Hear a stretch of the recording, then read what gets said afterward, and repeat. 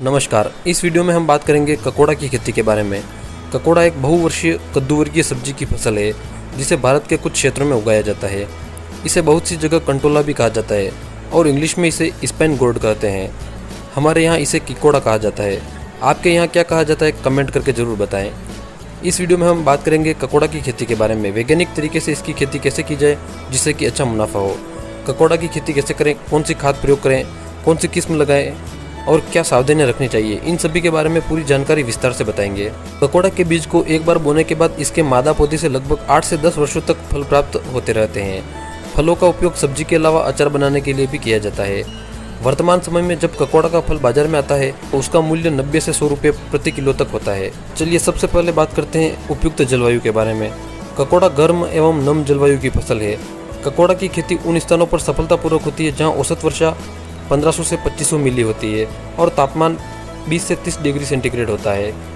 अब बात करते हैं उपयुक्त भूमि के बारे में।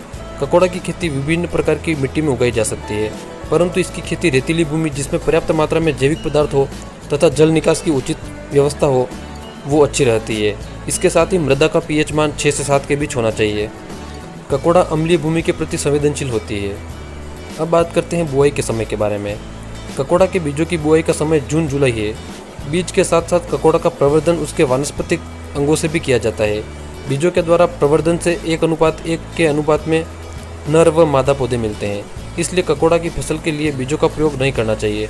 ककोड़ा की खेती से अधिक उत्पादन प्राप्त करने के लिए प्रवर्धन वानस्पतिक भाग अर्थात जड़ के कंद द्वारा करना चाहिए। अब बात करते हैं उत्तम किस्मों के बारे में। ककोड़ा के लिए जो उन्नत किस्में हैं उनमें इंदिरा ककोड़ 1, अंबिका 12-1, अंबिका 12-2, अंबिका 12-3 आदि है। इनमें से कोई सी भी किस्म आप प्रयोग कर सकते हैं। अब बात करते हैं बीज की मात्रा के बारे में। सही बीज जिसमें कम से कम 70 से 80% तक अंकुरण की क्षमता हो, ऐसे बीज का प्रयोग किया जाना चाहिए। ऐसे बीज की 8 से 10 किग्रा प्रति हेक्टेयर बीज की आवश्यकता होती है। अब बात करते हैं बुआई की विधि के बारे में। ककोड़ा की फसल से अच्छा उत्पादन प्राप्त करने के लिए खेत में पौधों की संख्या पर्याप्त होना आवश्यक है। इस फसल की बुआई अच्छी प्रकार तैयार खेत में क्यारी बनाकर अथवा गड्ढों में किया जाता है। गड्ढे की आपस में दूरी 2x2 मीटर रखनी चाहिए तथा प्रत्येक गड्ढे में 2 से 3 बीज की बुआई करते हैं और इस प्रकार 4x4 मीटर के प्लॉट में कुल 9 गड्ढे बनते हैं, जिसमें बीच वाले गड्ढे में नर पौधा रखते हैं तथा बाकी 8 गड्ढों में मादा पौधों को रखते हैं। यह भी ध्यान रखना चाहिए कि एक गड्ढे में एक ही पौधा रखा जाता है। अब बात करते हैं खाद और उर्वरक के बारे में। ककोड़ा की खेती से अधिक लाभ लेने के लिए संतुलित पोषण दिया जाना चाहिए।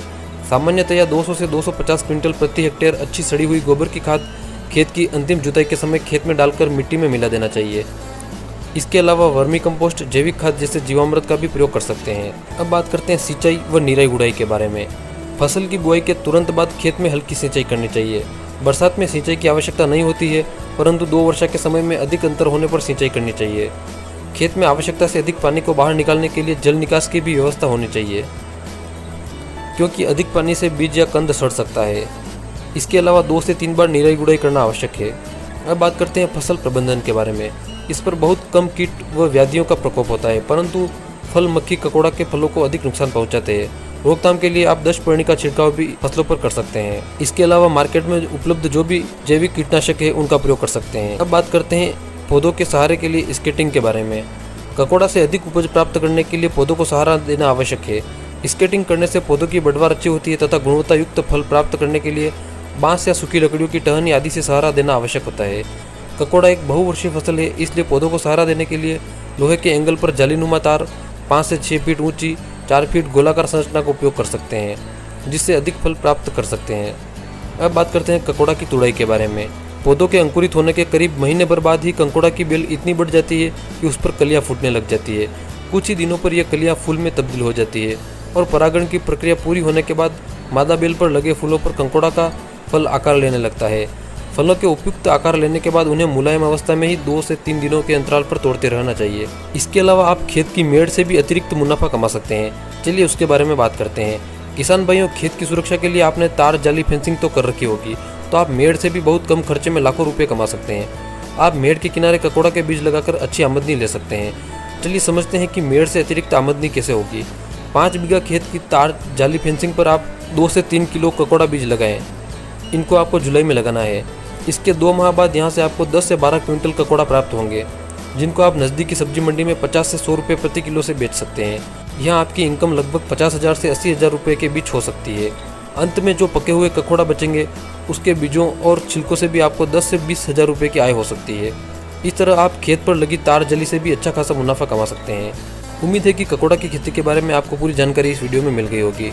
यह वीडियो आपको कैसा लगा कमेंट करके जरूर बताएं और अपने किसान भाइयों के साथ भी इस वीडियो को शेयर करें। और वीडियो पसंद आए तो वीडियो को लाइक करें और ऐसी ही कृषि से जुड़ी जानकारियाँ पाने के लिए चैनल को सब्सक्राइब करना ना भूलें।